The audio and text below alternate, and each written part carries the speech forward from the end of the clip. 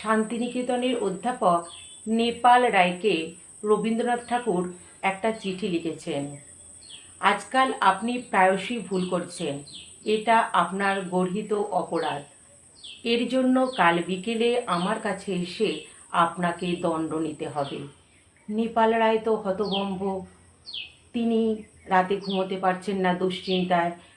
তিনি শুধুই ভাবছেন কত তাড়াতাড়ি সময়টা পার হয়ে বিকেলটা আসবে।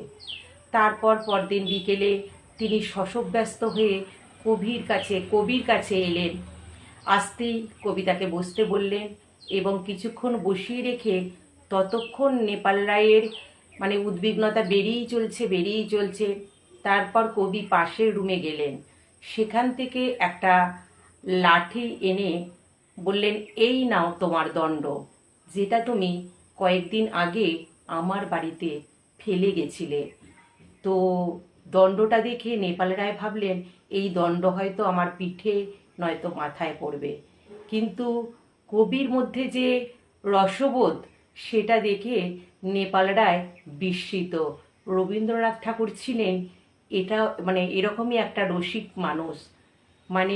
আমরা আরও একটা চরিত্র তার আবিষ্কার করতে পারলাম, বা আরও একটা রসিকতার চরিত্রের কথা আমরা এই গল্পে জানতে পারলাম, যেটা ভীষণই মজার।